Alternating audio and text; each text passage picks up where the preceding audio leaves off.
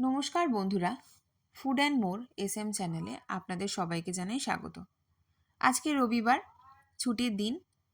সারা সপ্তাহ ধরে অপেক্ষা করে থাকি এই দিনটার জন্য।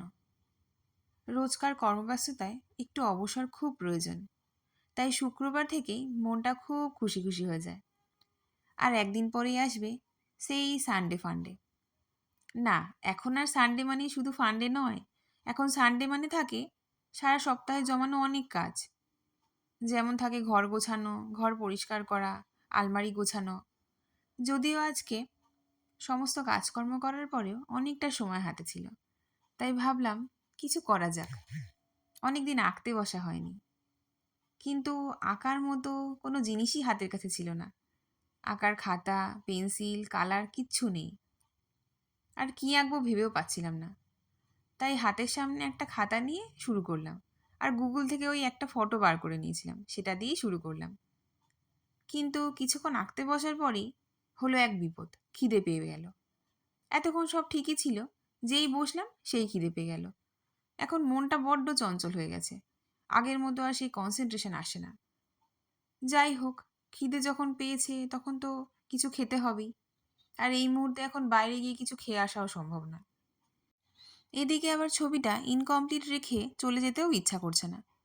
কিন্তু আমার আবার খিদে পেলে কোনো কাজে মন বসে না। তাই কি আর করব,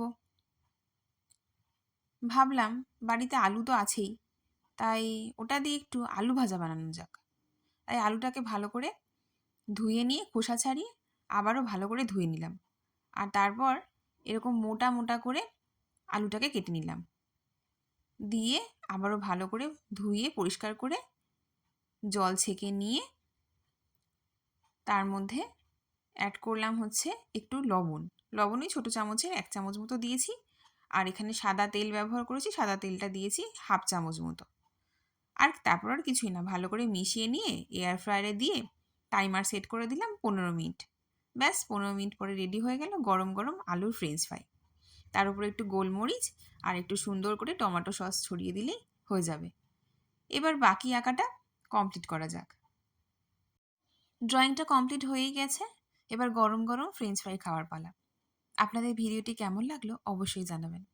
আর ভিডিওটি যদি ভালো লেগে থাকে অবশ্যই লাইক করবেন, শেয়ার করবেন এবং সাবস্ক্রাইব করে আমাদের চ্যানেলটির পাশে থাকবেন।